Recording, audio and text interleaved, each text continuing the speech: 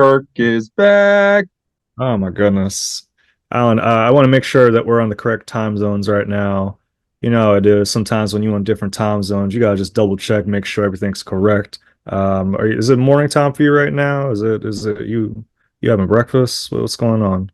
You're not jet lagged, are you? I don't know. Are you maybe Bro, I time traveling over there? so, I wasn't at the little time warp. It was nice.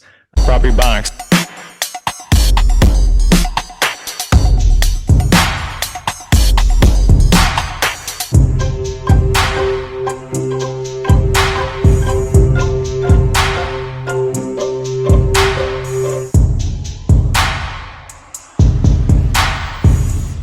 Welcome, Proper Ebonics. Welcome, Proper Ebonics. Yeah, so the funny thing about jet lag, I never got used to the time zones out in Amsterdam. Hmm. Like, I flew out Monday night, like 7 o'clock in Philadelphia. I land in Amsterdam like 9 o'clock a.m. Slept maybe 30 minutes on the plane, and then yeah, I kind of just stayed in East Coast time for the whole trip. Like I did not sleep very much while in Amsterdam. The first night I had compression socks on when I went to sleep, and then I woke up like 2 hours later because like circulation in my toe was hurting, and I was Huh. just up for the rest of the night. And then I was just throughout the day, I just stayed up. I was up. I mean, you kind of want to be up there when you're on vacation and you ripping and running around the streets doing things. You want to be up, be in the mix. Yeah, so that I thought I was at first I was like, oh, this is concerning. Am I gonna be tired during the day? Like, am I gonna be hitting up museums, feeling sleepy and all that stuff? Not the case. Your boy was fueled out there. The minute like we'd like, because I'd sleep like a little bit, then I'd wake up. I'd function off like maybe like 2 hours of sleep, wake up, and just be fueled to start the day. And at no point got tired. It was just like the whole time I was essentially just up. And then by the time that I got back, I kind of just got back in my sleep mode. I just never really left in terms of the sleep cycle. Well, you probably were up from going to all the coffee shops there. They got a lot of bro. So I didn't recognize the little slang they got. They got coffee shops like coffee, and then shop where they serve you coffee. They serve you sometimes a little breakfast treat, and they have coffee shop. One word. They're serving different things. They're serving different things at the coffee shops. It's so many different stuff out there, man. So much to culture. So many different people, man. If you were to ask me, Kirk, do you feel like a new person? I won't impose you to ask that question on me. Kirk, do you feel like a new person? Yeah, man. A lot of ways I feel a little rejuvenated. I feel a little bit more worldly. My feet have touched foreign soil. This is your first time going out the country? I've been in Jamaica when I was like a kid and when I was 15. And I was like going with my mom and stepdad. So it was a little different, sort of thing like that. This one was the first time I was like, oh yeah, I'm making the choice to go out here, let alone in Europe. So yeah, this was the first time like out and like using euros. This was my first time like balling out on euros. Never done that before. Make you feel like a new man, huh? Yeah, it's a nice feeling, man. You got when you were out there, did you do the bikes? I didn't ride the bikes. The bikes were too intense. It's like cars.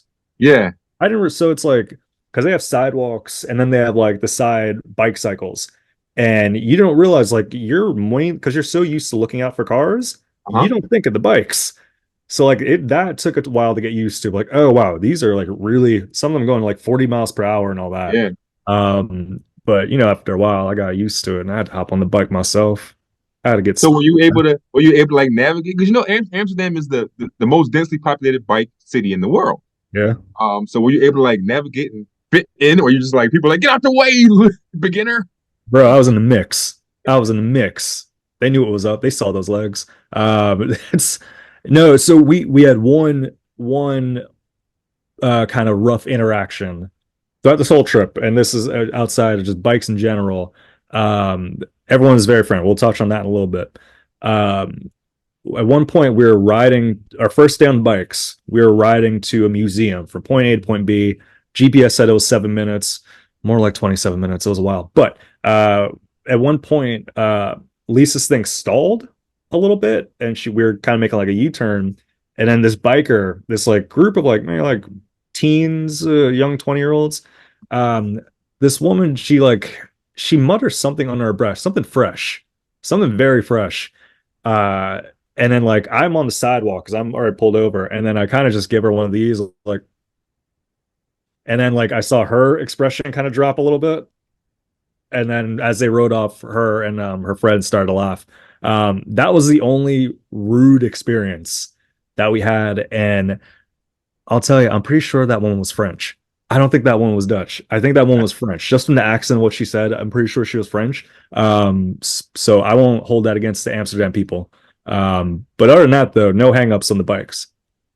Amsterdam very friendly, huh? Are you trying to insinuate that Amsterdam is way more friendlier than America? Is that what you're saying?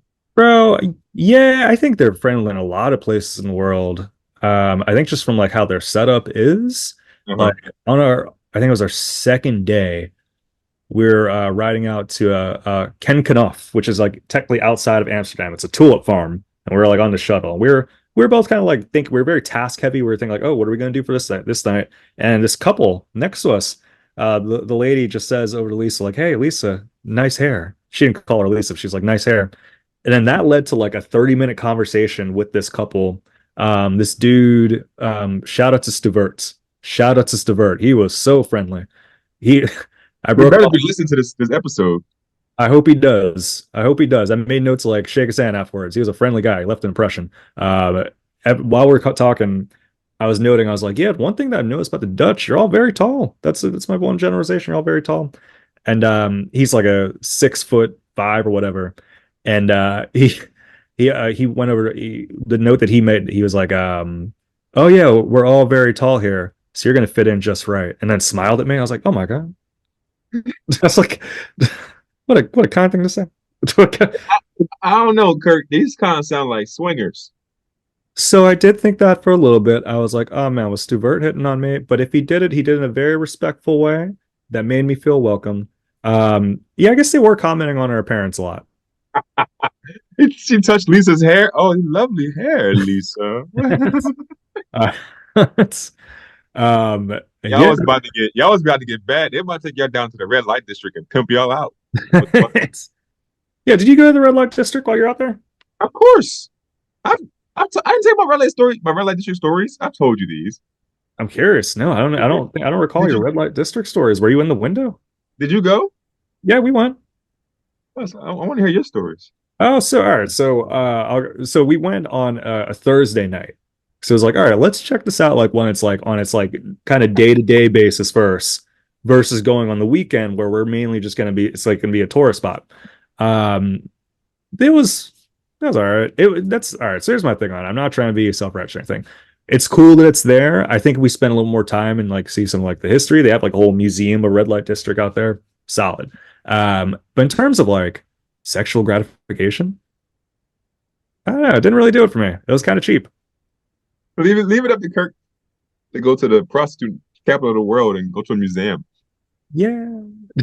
It's uh without going into too much detail, if you wanted to explore sexual exploration in a place like Amsterdam, know that there's alternatives.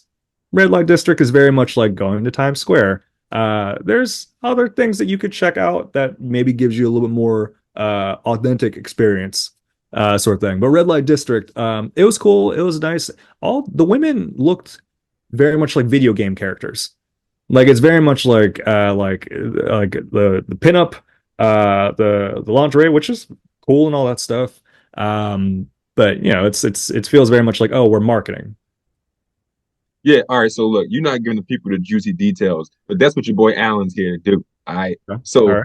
what happens at the red light district is like you're walking down the street and there's just houses, and each house is like big glass windows. There's like big doors, and there's like women in lingerie that are prostitutes. I guess sex workers, what they call them in the 2000s.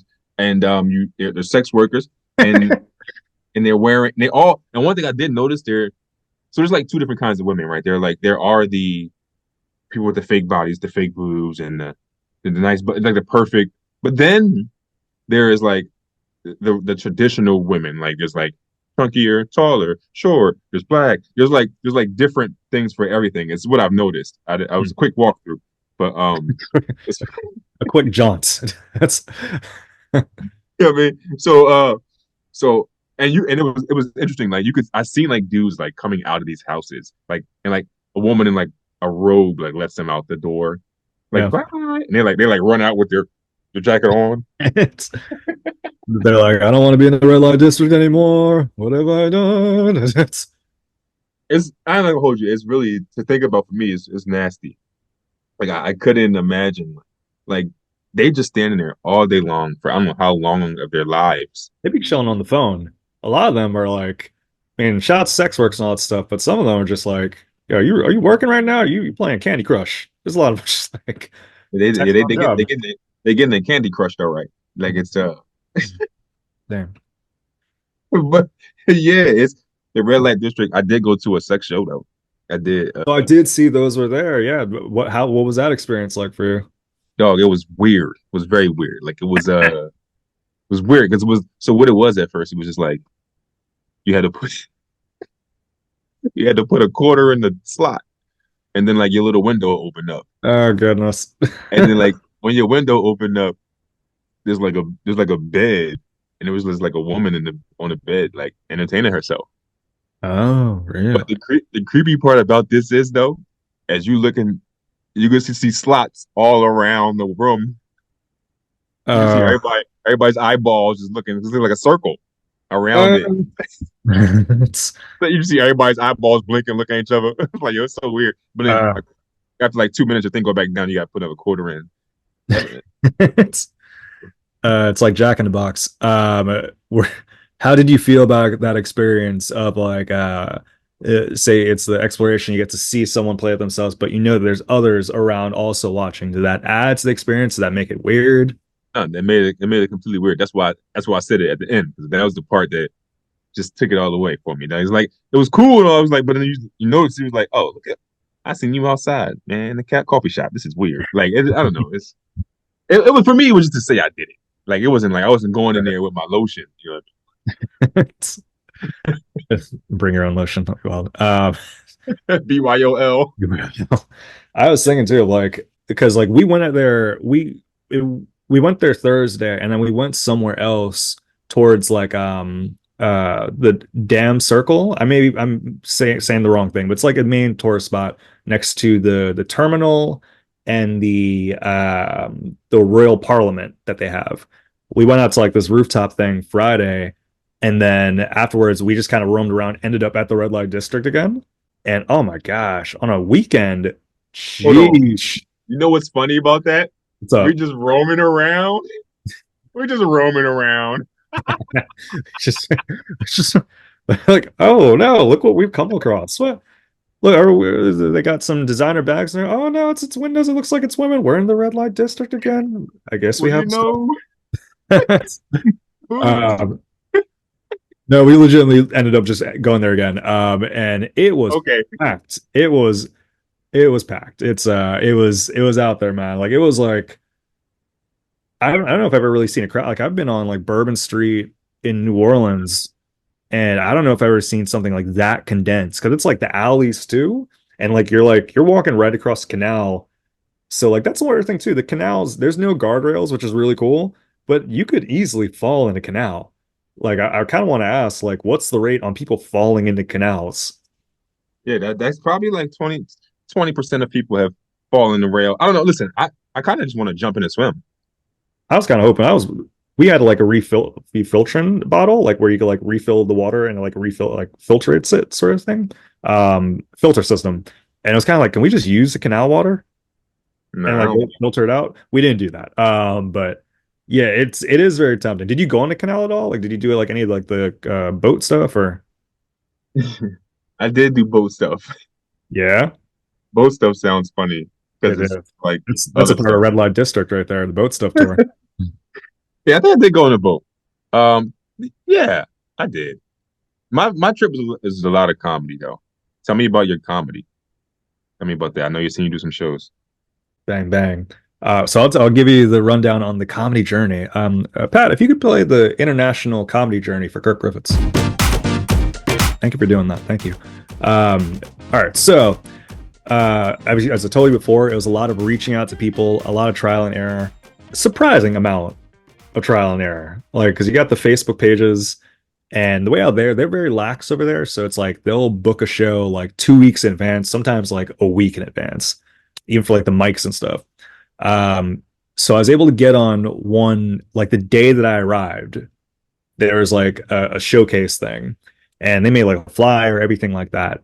And then we're in a coffee shop, 2 words, having coffee, breakfast, you know what it is. And and then I get a message saying that the show is canceled. They're like, hey, they double booked the venue, canceled the show in the group message. And I'm like, ah, man, it's been, I haven't really like had much luck in terms of getting on stuff. So in the group chat, I was like, oh, that's sorry to hear that. By chance, are you guys doing yours on Thursday, or do Yeah. you have any other direction? And nothing back from the group chat. Nothing back from the group chat. I'm not going to throw people under the bus in Amsterdam, but it was a little, come on. But that's okay because things tend to work out. That same day, I get a message from Captive Audience Comedy. Shout out to Captive Audience Comedy, man. I get a message from them, and they pretty much they looked at my tape. It was something I submitted like 2 weeks ago, and they're Yeah. like, "You want to be on?" sort of thing. And it's like actual like show on a Saturday night. So I was like, "All right, cool." Of course.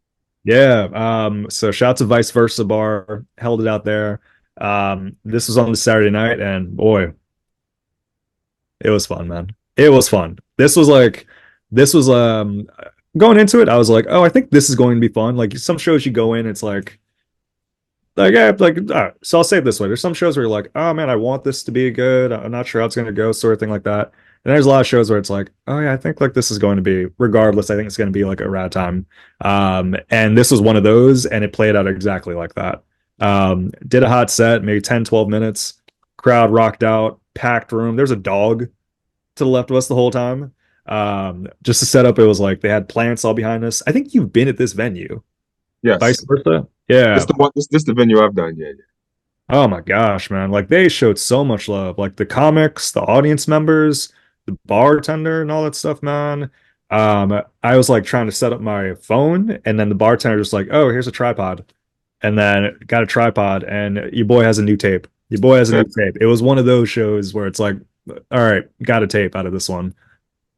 That's dope. You'll be emailing tapes from Amsterdam show. Yeah, man. Yeah, man. It's and yeah, it's one of those like because the room's not too big either. I'm always saying like when you're recording tapes, it's beneficial when the rooms are a little bit smaller because Yeah. like you hear everything. Like you hear the person next to the camera like saying like, "Oh my God!" Like it's one of those sort of things. So yeah, man. Shout out to them, Captive Comedy Audience, Captive Audience Comedy rather. If you're in Amsterdam, most definitely check them out. Super receptive to my messages. Can't thank them enough. It was excellent. Speaking of receptive, how do you feel the audience took to your jokes? This is your first time telling jokes internationally. So it's like, did you feel like you had to change things in your setups, or how did they come across and translate? No, so I established in the beginning sort of thing of like, all right, I do things where like I acknowledge like, all right, I'm in Amsterdam. There's one like I switched up, like I have a joke where I reference Kutztown University. I made that University of Amsterdam sort of thing. But I set it up where because I don't want it to be like too much like tailoring to it sort of thing. Like it's like, hey, I'm coming in from Pennsylvania. This is my first week here. So they know the context. Like this is what this is. I'm coming from Pennsylvania. I'm performing first time here. And that's pretty much it. Like I'll make there's like one because a lot of them are English speaking. Yeah. Um, but some of them are like from like Spain, different countries, and one audience member said something, and there was a bit of a cultural difference in terms of like their dialect and what they're referring to. So I was able to acknowledge that in a real fun way that the people were really into, and I'm glad that was like on tape, sort of thing like that. So there are moments like that, but not a crazy amount of difference. I made a Kathy Griffin reference, and so the comics afterwards, they're like, yeah, we weren't sure if they're gonna get the Kathy Griffin reference. And then the other comic was like, yeah, but you got so much charisma. They were just really hyping me up. They were like, yeah, off the Riz, We were laughing at the Kathy Griffin reference. Of Uh, course. yeah, so yeah, man, it was a really cool experience. Amsterdam as a whole, man, like I've been to a few different places, like I haven't traveled abroad like that, but this is one of the first times where like I was thinking while out there, I was like, damn, I can live out here. I could truly like I think like there's a lot of things I would have to consider, like friends, family, financial stuff, and all that stuff. But in terms of like culture and like being comfortable, I think I could be out there. Oh man, this is good. So like I feel like being comfortable, not to get like too deep, like it's interesting how you can just be you and just be comfortable out there, bro. Like it's interesting how that is like there's places here where you can't be comfortable. Yeah, yeah. It's I think a big part of it. And granted, I'm going off just like what we call maybe tourist luck, where it's like I'm only there for a little bit, sort of thing like that. Like I'm sure they have their hangups. Um, but yeah, just how they approach things, like how they would like talk to me, knowing that like, oh, well, there's some things I'm not as familiar with. And the times where we did get familiar with places where like, oh, they know like I'm a regular, like that one coffee shop, like how they would speak to me then, it was like, oh wow, they have an approach that I really appreciate. And that made me feel comfortable. And also just like the mix of like different activities that they have out there. Yeah. I think that part's really cool. And the comedy scene, from what I gather from being there that night, less so from that group chat. I will never forget that group chat. But but being out there in that section right there, because the comics they were funny too. Like there was like a dude from Norway who was like he made an OJ Simpson reference, and like he was just he. There's a few that like they left impressions. So they were funny on stage and just how they operated off stage as well. Even to like how they operated towards a newer comic that was coming in from San Francisco and how they treated him. I was like, I like this. It's a good feeling, man. And I it's making me reminiscent because I know the feeling you're talking about. Like I felt like I was welcome. It's a good scene. Like it was good. Like everybody's friendly. And like it was I don't know, man. Like it's a good feeling. So I know when you say like, yo, I could live here. Like I Yeah, feel you. Like I feel you, bro. I feel you, man. So I'm glad you had a good trip, man. It sounds yeah, like it was a lot of fun, man. yeah. We gotta if we ever do a trip, if we ever do PE trip. Um, uh, well, since we've both been to Amsterdam. Well, Pat, have you been? Put in the chat. Pat, have you been to Amsterdam? Yeah, I would go again regardless. But I would go to Canada. Shout to that, Pat. But if I would go again regardless, but like the idea of like bringing someone else there that hasn't been there, that would be a cool thing itself. Lisa, she's been there before, but she was like, "Oh yeah, it'd be cool to go again and introduce you to it." And I was kind of like, not kind of like I knew she was gonna have like a rad time, but part of me was like, "Oh well, you've been here before," sort of thing. But I totally get the appeal of why she would want to go again, and now I feel that way. That's what it was like for me when you know when you're going. Because I was like, oh, I feel like I'm like giving Kirk info. It's like I'm there, like I'm a tour guide. So Yeah, man. It was such a good time. And I got a proper suggestion that we won't get into right now, but it's going to play into it a little bit. So we're going to touch on some Amsterdam stuff later on. And for those of you listening, if for whatever reason you find yourself traveling abroad and all that stuff, or you just have Amsterdam questions, feel free to hit me up. I'm looking for opportunities to talk about it. I've accepted that Amsterdam is going to be my personality for the next 3 months. if you have Amsterdam questions, bro, no, he was there for 4 days. He got all Six the. full days, playa. 6 full days. And now I don't want short change. I don't want short change you. 6 days. That's a good trip, bro. It's a good that's trip. uh yeah, man. If those looking for alternatives or red light district, message your boy. Very got it, bro. You missed a lot since you've been going, man. Yeah, man. I heard I saw some the first one of the first US news stuff that I saw is I don't want to spoil. Are you gonna go into a segue right now? Okay, it don't even matter, man. We flowing. You know how it go. Man, touchdown, I see OJ died. That's I was like, I didn't mean to laugh at somebody's death, but I didn't expect you to say that. I was like there was a few times I was like, Lisa, you ready for some US news? Just turned the phone over. Um, yeah, it did feel nice being so removed from that a little bit. Yeah. Where I was like, oh yeah, there's a lot of like stuff where that's like not even secondary, it's like third dairy sort of thing. But I'm curious, what are some stuff that popped off in the US? OJ did pop off. I don't know if you've seen. I did a monologue joke about OJ. I saw it, bro. You've been rocking out. It got pretty good numbers Yeah, it did. on Facebook. We got over 21,000 views on Facebook. Really? Yeah, Fuck. Oh yeah. That's I did not see that. I only see the Instagram ones. That's crazy.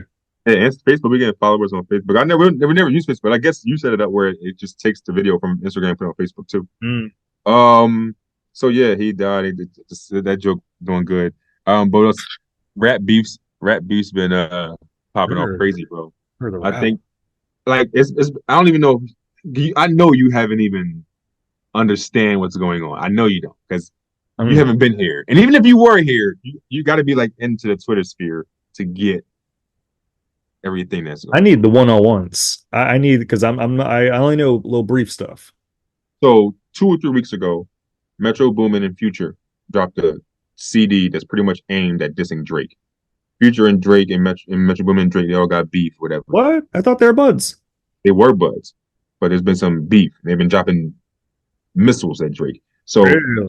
on this album is the song that Kendrick was on. So I know Kendrick dropped a diss record. This diss record was on the Metro Boomin and Future one. This record is not even a record. It's a song with Kendrick's featured on. And on his verse, he go at Drake. Damn. What's he saying about Drake? He's talking about how he said, "Nigga ain't no big three. It's just big me." Damn. He going in. He talking. He going in. So then he went at J Cole and Drake. So Those. then so look, hold bear with me, because we just getting started. Hmm. So Drake then J Cole dropped a diss towards Kendrick. Then he apologized for it. I did see that. That I did see because he was like, "I don't feel this doesn't feel right," sort of thing. Yeah. Don't feel right with his spirit, so he apologized for it and took it off the internet. You can't find a song on DSPs anymore, right? Oh. So then Drake. No. Not even after that. What happened after that? Metro Boomin and Future dropped another CD a week later, dissing Drake some more. You dropped a whole other CD. I'll hold the CD a week later, bro. The next week. Damn. But on this CD, you had ASAP Rocky dissing Drake. You had the What? weekend. You had the weekend dissing Drake. Oh my god. You had The Weeknd, like the singer, the singer Abel. Yes. is Drake Yes. Thanos? What? Why is Yeah, someone teaming up against Drake? as they was calling him on Thanos. So then Drake dropped the CD coming at I dropped the song coming at all these niggas. And he pretty much he aired them out. He coming at Rick Ross too, because Rick Ross is talking trash. Oh my god. Rick Ross dropped a diss track towards Drake, which is a pretty good song. Then What's so? on the side, this morning, bro, I can't make this up. This morning, Chris Brown dropped a diss song towards Quavo. Chris Brown's in the mix. Is Chris Brown rapping? He rapped, and it was really good. It Really? was really good. I forget the name of it. I'll send it to you. I've heard him like kind of sing rap before, but I never heard him like rap. I know him and Drake have had stuff before. Oh, this is Chris Brown versus Quavo.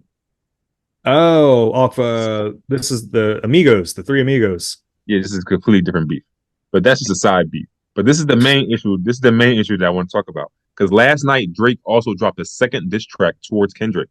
Back to back. But this track, Kirk, is unlike any diss track you have ever heard. What? This is breaking precedents. People are going back and forth about this diss track. Do you know what Drake did in this song? He used AI voices. What? AI voices of Snoop Dogg and Tupac. What? To do what? He wrote verses for Tupac and Snoop Dogg's voice talking trash about Kendrick. Oh, because Kendrick's with the West Coast. Damn. Snoopak, as Mr. Pat says. That is new. That's scene we talk about combating AI. Drake, he's like, I'm gonna adapt to it.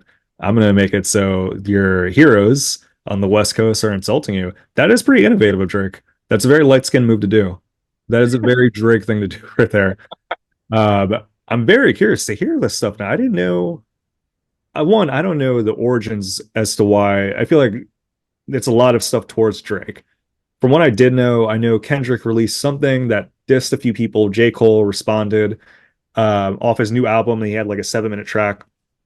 And then like a day later, he was at the concert like, this doesn't feel good, which people criticized in the name of hip hop. I thought it was cool. I thought it was like, I'm not saying like you have to do that, but if that's him being authentic to himself, I think that is cool. Um, and not to say like hip hop beef is bad or anything like that. That's kind of like one of the elements of it.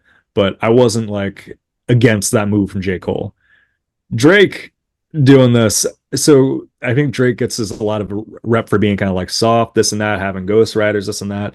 But yeah, remember Drake's diss records have been pretty on par so far. Like when we think of the Meek Mill situation of like when he did back to back, it was crazy. That was one of those ones where it's like, oh, we didn't know you'd go that hard, and you just released a diss record like a day before, and then do a new one before Meek even responds to it. I think that's pretty clutch, and I'm curious to see how he addresses this one. Also, is I don't know if you know the origins of it sort of thing, but what Future and Drake, I know they released the album. What did something They, happen? I heard it was about a woman.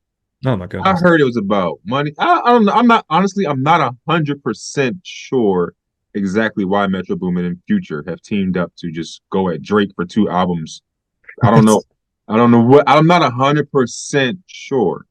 How Like much Future never came out and said this is why I'm going at him. I don't, but I don't know. how much of it do you think is because they all seem like they're friends, and I've thought this before with a lot of hip hop feuds, and it's kind of like a UFC fight sort of thing where like, hey, we're playing this thing where we're against each other, but really we're doing it to market ourselves. Like by going at each other, we're selling ourselves up. People are going to be talking about us. How much of it do you think could be a component? So someone has said that the way that Apple Music and Spotify and all these things work is where like the biggest artists get a big share of the pie.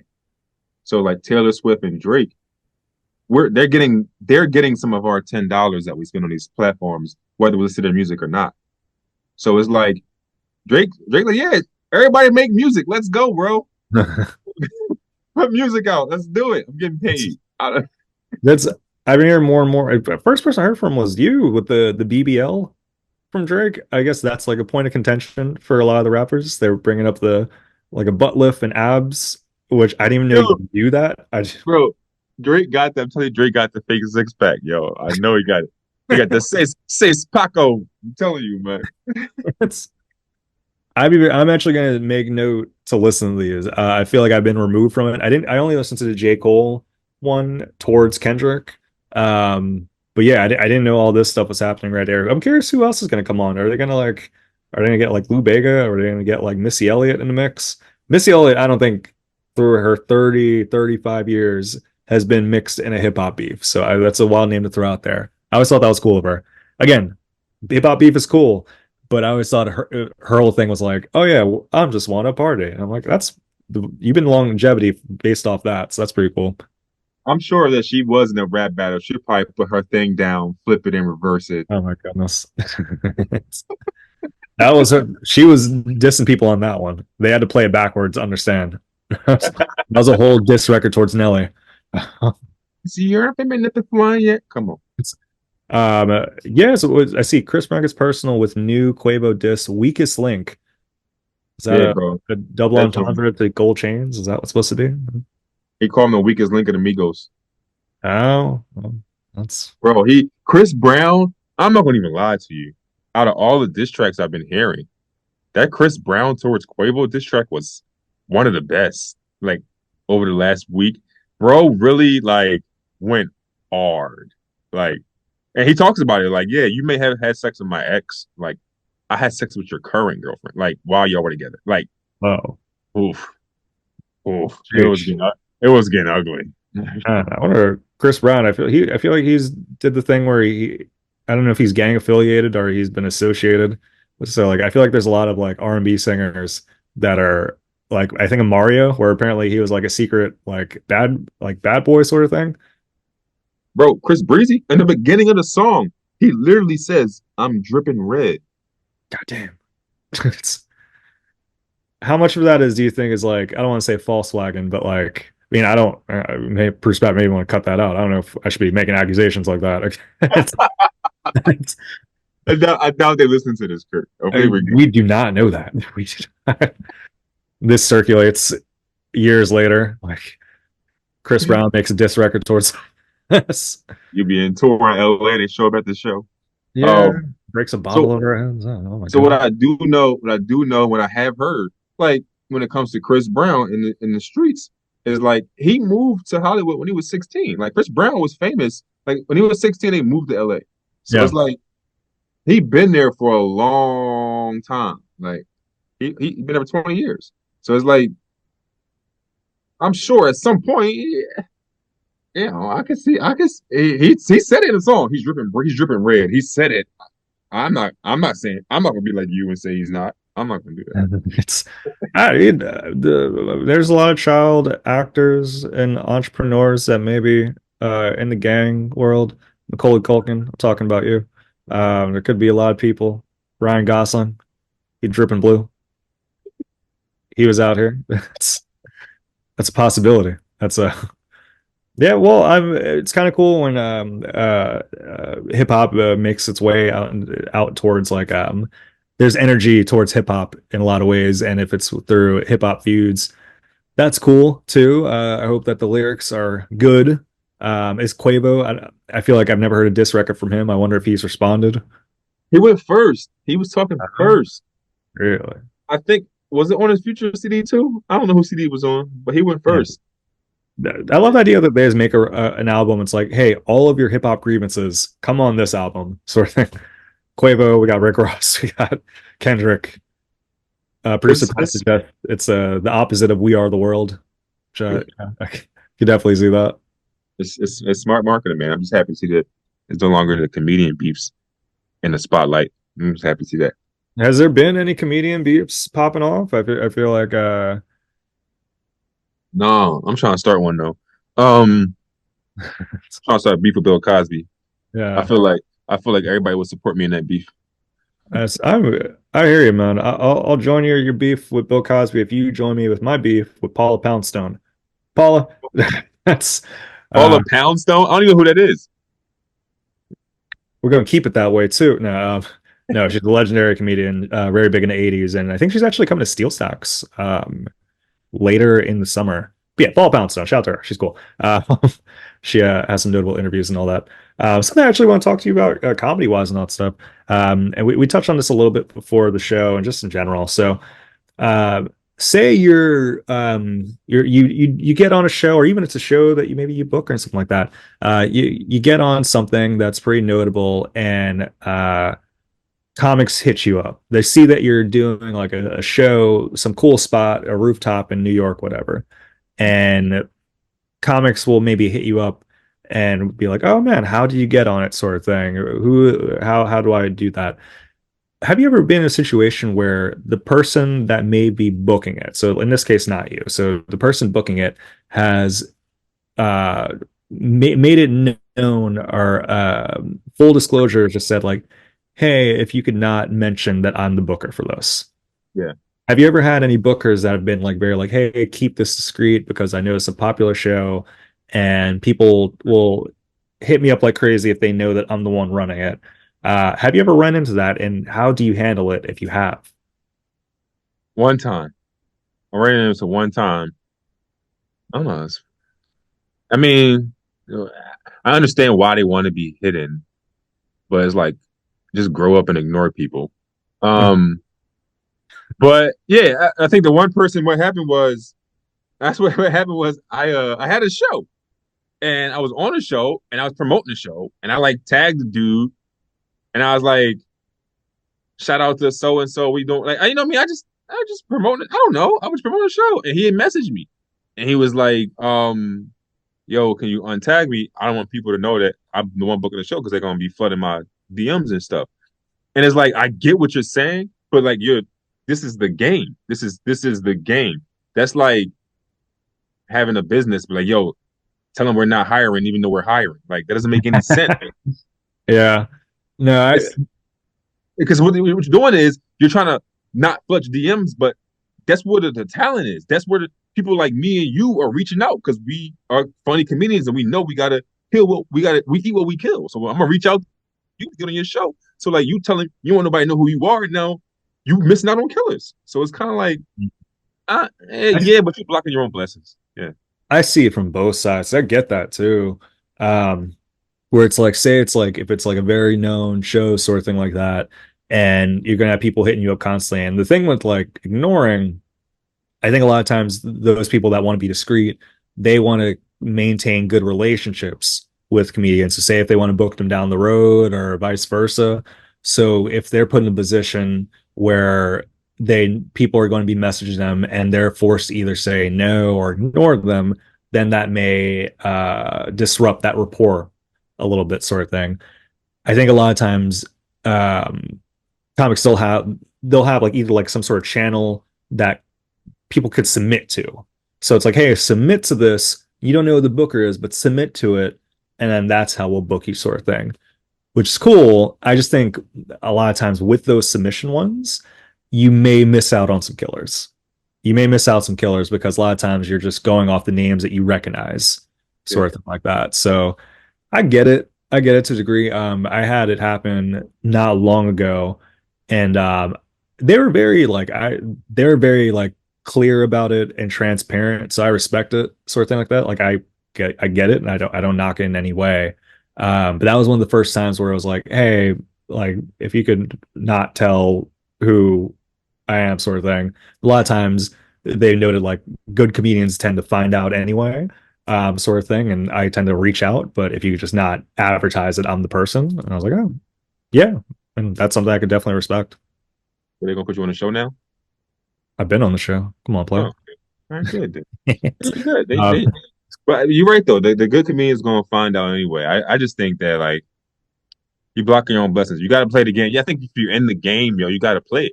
Like you can't how long are you gonna be in the conspiracy? How long are you gonna be in under the I mean, like I don't know. It's just weird to me. I don't know. yeah, Like from my side of it, sort of thing. Like I've had it where people have reached out regarding like steel stack shows before. Like they'll see that like I've done stuff there, and they'll reach out of like, oh, who are like the people that book it, sort of thing. Um, steel stacks particular, they've never really said like, hey, don't say that we're the. But there's like a little bit of like just recognize like, okay, well, if I'm because by giving that information, you're kind of involuntarily vouching too. So it's like you kind of want to be like a little like, all right, well, have I seen this comic? Have I seen them do their thing before? Uh, because then it's a matter of like, okay, well, hey, venue, you're going to get an influx of tons of comics because I gave them your email, sort of thing like that. yeah. So I get the discretion part as well. So there's a bit of a balance. You ever have a comedian that you don't think is funny ask you for a vouch? Uh, I'm sure. Yeah, I'm sure. And the one route that I consider, no, I say this even like comics that I think are like solid too. Um, but for those that like I'm like, oh, I don't really know like if I feel comfortable vouching, I always suggest the idea of, hey, this is a cool show. One of the best ways that and one of the ways that I got on it is do open mics in that area or go to the show so that they're able to see face to face. And then that would be my best suggestion. That's usually what I break people off with. But it's different. It depends on who's asking and like the kind of the relationship that I have with the people that is booking the stuff. What if you haven't seen someone perform in years? You still like, all right, I'll vouch for them. Depends. Depends. Yeah. Like Just if I go ahead. no, exactly that. Like there's a few comics that like I haven't seen years, maybe because we just live in different regions, or maybe they paused on stuff. But like either I rock with them heavy or like I've been very impressed by their stuff before. Yeah. Yeah, I would. Shout The to Randy Tongue. shout out to who? Randy Tongue. Randy Tongue, man. I don't know if you ever worked with Randy Tongue, but based in Lehigh Valley, one of the first shows I've been on, he was on it and he rocked out so well. It always left an impression on me. And he like took like a little bit of a break sort of thing, but he's one where it's like when you say that, I'm like, yeah, I would recommend Randy Tongue. Mm, shout out to Randy Town. I never met him, but yeah, it's because I asked that question because I know a promoter, booker. He won't book you. He he been doing this since the 80s. They've been doing it for a long time. He will not book you if he has not seen you in person since the pandemic. Oh, that's specific. Yep. It's like there's too much has happened in this world. The world has changed too much since that. If you still doing those pre-pandemic sets, you're not doing my shows. I've seen that. Yeah, I guess that's a good filter to have if you're trying to like filter out like comics from there. Um, I don't know if I'd select that filter, but yeah, that's pretty cool, I suppose. Yo, I feel it though, because I'm on my I did the whole album thing, so now I'm on to my next 45 minutes. You know what I mean? So it does feel it feels good to know that like I got shows a day, and Hmm. nothing I'm doing today has been worked out pre-November. You know what I mean? Mm. Everything is like post-November, like it That's is. I'm I'm in the boat now where I'm trying to create like because I had a whole experience with like going abroad and all that stuff, like beyond like the show and all that stuff. And like that's maybe I should save it for goals, but like that's where I want to have some like not necessarily like Amsterdam Pacific jokes, but like about that whole journey. So maybe I always try to break things down to metrics sort of thing, but like maybe having it down where it's like, oh yeah, right, like 10 notable things from it and try it out. And there's some shows coming up next week, so gonna aim for do that. But I think it's nice when you have those experiences, and then sometimes I feel like okay, try to create something out of that because there's something there, even if it's not as apparent right now. So my advice that I'll give, because it's so funny you say that now. Hmm. I agree with you. I feel like life experiences, that's what the material is. So you should definitely have some Amsterdam material, but you don't like stress yourself out or like force it. Yeah. Like, and I say that because it's so funny. Literally, like my new opener is something that happened when I was in Amsterdam. Uh, Like, it's so crazy because like that was 5 years ago. I did an album, but now I finally got like this nice little 2 minute part that I like that happened in Amsterdam. So it was like damn. it finally came through. So it was like, yeah, you'll get it. Yeah. Yeah, sometimes that's how it is, man. The whole like forcing stuff, I go back and forth because like so say the monologue jokes, that's forcing something. They're fun, but it's like kind of like you're like, all right, create it by sometimes like a deadline and you force something and like are you right in a timely manner? And a lot of times like, oh, that was actually I like how that was created and perhaps the force helped me with that. So I sometimes go because I think a lot of times the funniest things for me are the ones that just come naturally.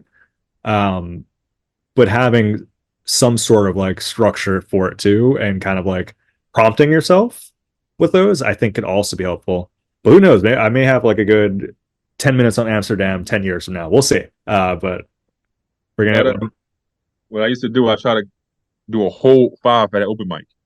Did a whole five, like an open mic that everybody knew you could spare the 5 minutes, but yeah, like try to stretch a whole five on Amsterdam. I guarantee you get some bangers out that. so Phantom Power, we'll be seeing you on Monday. It's maybe actually, yeah. It's What's today? I may slide there. I may slide there. Yeah. I have to take Alyosha to the vet on Monday night. Um I won't go too far into this because truthfully it's kind of bummed me out a little bit, but um right before the right before the trip, I noticed Alyosha was making kind of a squeaking noise. And a lot of times that could be a sign of like some sort of like respiratory issue. Yeah. So I took him to the vet the next day and they didn't really hear much of the squeaking noise. Then they did, and he's been eating fine. But they're like, just in case, we'll put him on an antibiotic treatment. So shout out to Alex, a good friend, and also the sitter for Alyosha, who he was just going to change the water for the week. Instead, he was tasked with injecting a snake with a needle. So him and his wife, shout out to Aaron as well. They were helpful in that way of dosing Alyosha while I was away with the antibiotic. Um, and the last injection is today. I'll be administering it, and yeah, it just stinks. I hate doing it. You just stick the snake anywhere? No, it's like it's pretty much kind of close to like the what's the equivalent of like our side. There's a certain spot on there that's like closer to the head, and there's a way of doing it where I've never injected anything before, let alone a snake. So uh yeah, there's a way to do it, then you angle it. Aliosh is pretty docile, like he doesn't really freak out much. He doesn't like it. And I think he's been stressed over it. Because he didn't eat his last one. So yeah, I'm gonna take him to the vet just to do a checkup and kind of see what sort of things that they would suggest, things that could help him start eating again. So after that on Monday, hopefully I'm able to slide through. It'd be cool. That's crazy, bro. Shout out to Alyosha. Hope bro good. You know what I'm saying? I used to have to inject my grandma her diabetes medicine and stuff. So Little like click I, thing on the I, glucometer. I, no, bro, this is the 90s. It's insulin. Uh, We was injecting grandma her thigh. You know? oh my goodness, yeah. Yeah, bro. He said a little quicker. No, I was in the back like make sure there's no bubbles in the syringe because I want to kill my grandma. Like that's Yeah, yeah, that's that whole bubble thing. That's it's so nerve-wracking, man. Like I I don't like getting needles myself, sort of thing. Like let alone putting it on. It's like another creature sort of thing like that. But yeah, the bubble thing is a very important one. So yeah, the last one will be today. Hopefully I never have to do that again. But yeah, it stinks. But thank you for wishing Alyosha well. That's appreciated. on the other end, giving snakes medicine sounds crazy. It is. It's that just the idea because Alex isn't like a snake person. He just be like a good friend and all that stuff. And it's like, hey man, I'm calling him from the vet. Like, just want to gauge your comfort level with this one. And yeah, they were troopers about it. And yeah, it's kind of a wild task. My mom, she came over on Wednesday, and I didn't tell her because like I needed someone else to kind of help with it. And I was like, hey, listen, so while you're here, if you could just hold Alyosha down like this. She was great about it too, though. So yeah, people are surprisingly pretty good about it. Yeah, you'd have had me. If you'd have had me go from changing water to injecting syringe into snakes, you might have had to cancel that trip. Yeah, that's yeah, goodness. With that, man, we've been talking about all this stuff and mentioned of the trip, and your boy has another element of the trip that I want to recommend, and I want to do so via proper suggestions.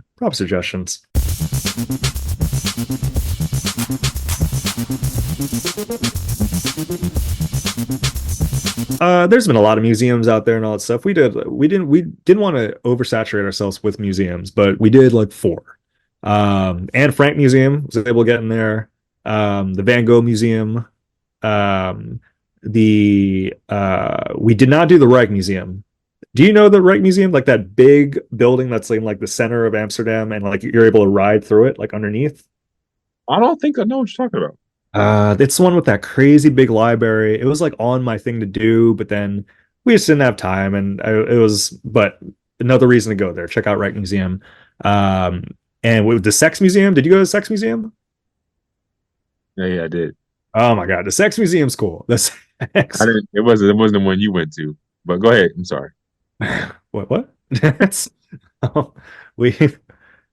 What the Sex Museum was pretty. I was. We talk about erotic ideas. The Sex Museum was pretty erotic. It's we were maybe rushing to get out of the Sex Museum for different reasons. Oh my goodness! But then they had a contemporary museum called I may mispronounce it the Sted the Stedelijk Museum. It's a contemporary art museum, and we went for a particular exhibit. And my prop suggestion is for those that are interested in performance arts. The name of this artist that had an exhibit out there, I want to make sure I pronounce it right. Her name is Marina Ombrovich. Marina Ombrovich. And Marina, she actually made an appearance in a Jay-Z video, Picasso Baby. Do you remember that one where he was in the museum and like he's like rapping to people? Oh, what a feeling. Hmm. Mm-mm-mm. Yeah, so like that's heavily influenced by this lady's work. Okay. She's done stuff at that museum before too, and her whole body of work, she's from Siberia, but then moved to Amsterdam, and all of her work is pretty much placing herself in the center of a public sphere and either introducing elements to herself and having her body be the object, um, or having people, the audience, seeing the relationship between object and audience. That meaning sometimes the audience is able to participate. So I'll give you two examples of stuff that she's done. One was she put herself in a space, and then on a table was 76 objects. There was like a rose, there was a book, there was lipstick, then there was a gun with one bullet, uh, a bunch of knives, and a hammer. Those are just some of the objects. So like there are ones that could give pleasure, ones that could be peaceful, and then there's some that can kill her. And she gives a disclaimer, audience members, you could come in and use any of these instruments on me in any way that you'd like, including killing me. And she stayed in this venue for about 6 hours. And the audience, as the time went by, they became more and more aggressive with her in terms of what sort of things that they were using. They didn't kill her, but they became more and more aggressive and violent. And at the end of it, she was all bruised up and teary eyed, all that.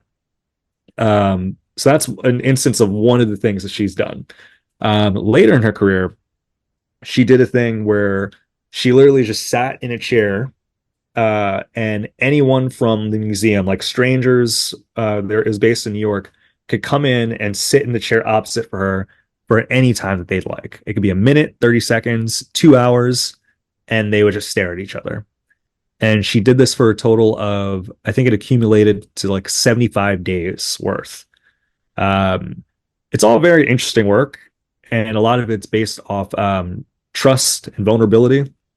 Ones where like her partner, she's leaning with a crossbow, and her partner's holding the other end of the crossbow, and at any slight movement, the crossbow could go inside of her.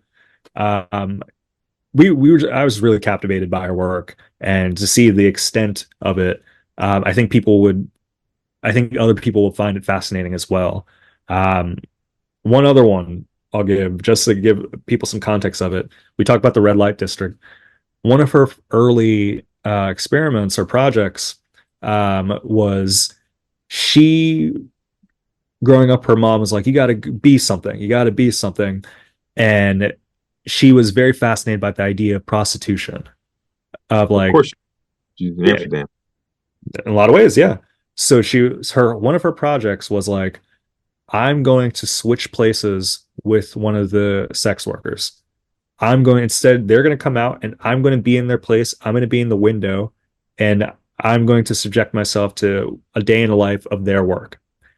And then it's to imagine the extremes that happens with that, of like, you've never done anything like that. And then you don't know what kind of clients you're going to get, what kind of activities, but it shows the extremes that she was willing to go. So yeah, again, Marina Abrovich, definitely consider checking her out.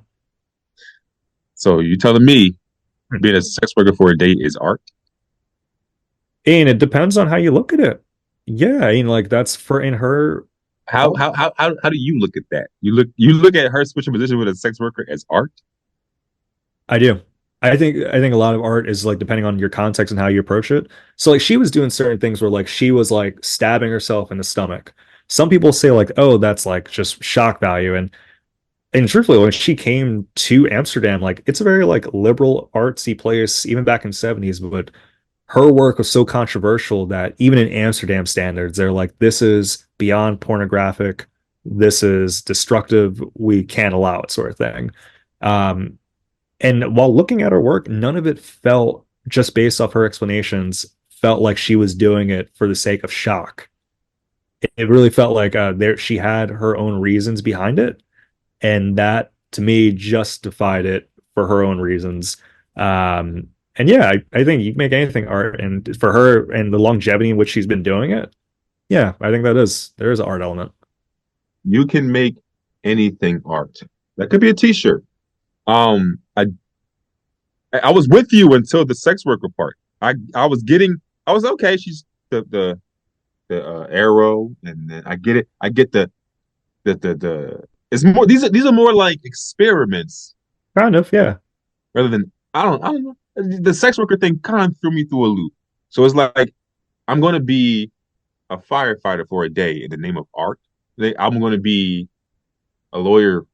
So I guess It was, so maybe that's something right there. So like we talk about like being a different firefighter, a different lawyer, and maybe that's not as provoking. But when we hear like sex worker and put yourself in that position, and her what she was how contextualizing it of like how a lot of times society sees sex workers as like the bottom of the barrel of what you can do with your life, sort of thing. So she was like, that really scares me, especially with my mom putting the idea that I have to be something and having that instilled in my mind. So she was putting herself in that position. Um, and I guess that kind of like in terms of when we wonder like, oh, why does that provoke us so much when it's a sex worker versus like if she were to be like an accountant for a day? That kind of like what we had to kind of ask ourselves like, oh, why do we feel that way? Why is that strongly for us? Yeah, I think that because sex is different than crunching numbers. I Yeah. think that's why it's provocative. That's why, yeah. So I think if she wanted to be a sex worker, she could just done that without putting the art tag on it. I don't know. I don't know. Oh. You're afraid of your mom, so you want to call it art. Okay. I'm just picturing you at the museum just making these. One thing that I did almost say, I was like, man, this is like pre-Jackass. A lot of the stuff she was doing was like Jackass and David Blaine-ish, where I was like, this seems like you're risking your life sort of thing. And I'm sure, especially David Blaine probably did get influence from her. I think she has a big influence on the art world that for maybe like you and I that aren't as into performance art outside of comedy like that, we may not be as aware.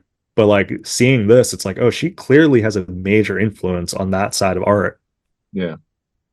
Yeah, I can see it. I mean, shout out to her and what she does. So for my suggestion, I'll talk about another crazy white woman.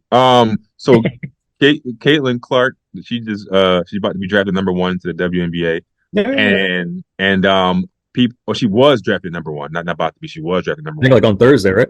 Yeah, yeah, to the Indiana Fever. And my suggestion is everybody that has a problem with the pay rate of the WNBA, just go support them. Do you stop complaining about it? Everybody? Just go support the WNBA so they can support college women's sports. That's my suggestion because I've been seeing this going back and forth online about Caitlin Clark only get paid this much compared to the NBA players getting paid this much. Just go support them. Yeah. Everything will be fine. Just support.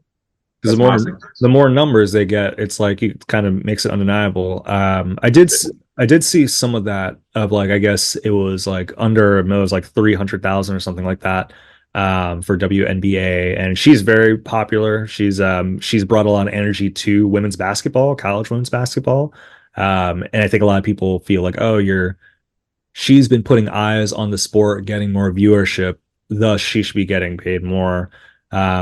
I don't know the complete parameters of like sports pay and all that stuff, but I think you're right of like the more people that watch it, the more energy that's put into it, the higher the pay is going to be. And just the fact that we're seeing more and more like sports analysts, and I was at the barbershop before the trip and they were talking about women's basketball. So it was Mhm. like just that in itself, I think that is going to be a progression. And so yeah, I mean, I'm assuming she's very good. I'm assuming she's very good at basketball. She's From she's what I really got. good. She's a great white hope. Yeah, she's good. Is that her nickname, the Great White Hope? No, no, no, no, no. Oh, it's like that's good. That's it's like should I we just be named paying her more? That's, Well, she did get an eight-figure Nike deal, so that will ease the salary of the WNBA, which they only playing for like 32 games anyway. But whatever. Um, what's the are there any other differences? Like I feel like in WNBA and NBA, WNBA smaller basketballs, are there different rules? I think the three-point line's closer. Okay. Um, I'm not sure of the rules. I don't watch the WNBA. I I don't know see. the rules. I've never really I am not really like a basketball person in general, but I've always known of the two. So I definitely like the NBA, yeah. But yeah, well, shout out to them, and if you want to support and do just that, go support sort of thing. Kirk goes, I don't watch basketball, but I definitely like the NBA. WNBA? No, no. As now as I know of the NBA. Shout out to Utah Jazz. I mainly I know a lot of the sports that I know them from video games.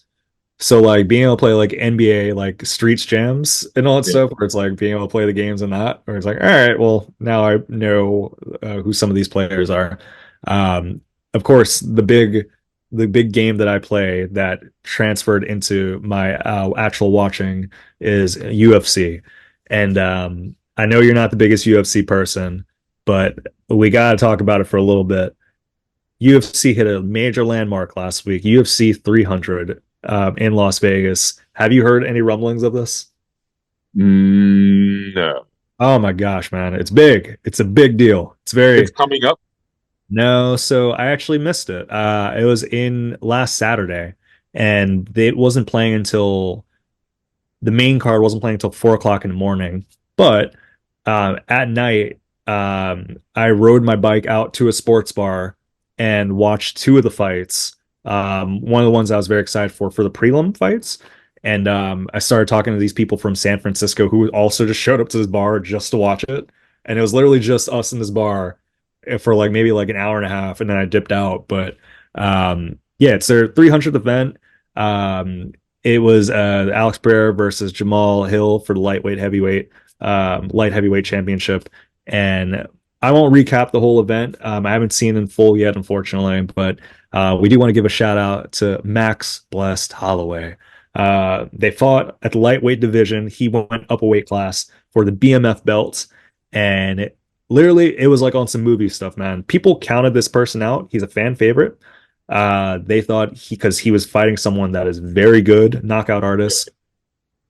Literally, with only 1 second left in the fight, he's winning the whole fight, which people are like, that's crazy. He's winning the whole Oh, fight. I've seen that one.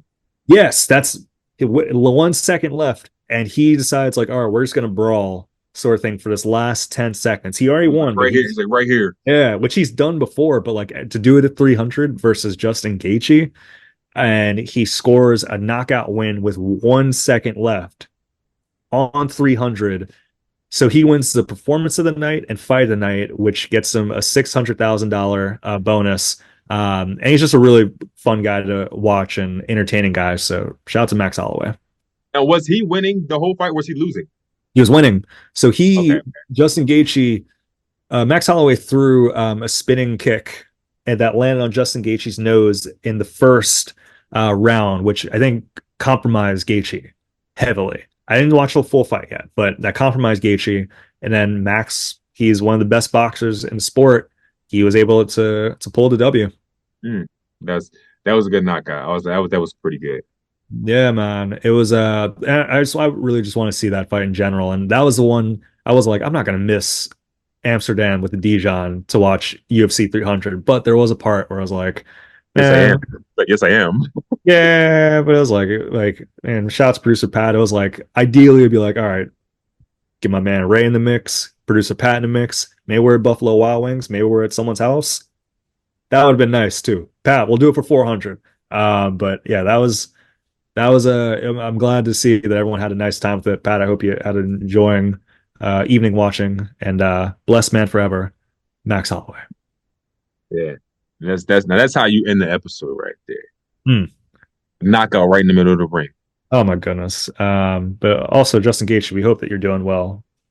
Nothing wrong with that fight, sort of thing like that. He's also entertaining. He's also very entertaining and likable fighter.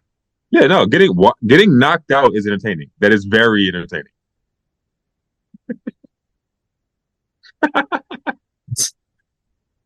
Sometimes just also competitive. It's no, but like no, that is a part of the sport. But also it's like the competitive element where they're really going back and forth. For me, I'm not someone that gets bored off of grappling. Like when they're doing some cool jujitsu stuff, I'm like, that's pretty damn cool to see. Yeah. But yeah, the knockouts are definitely like notable ones as well.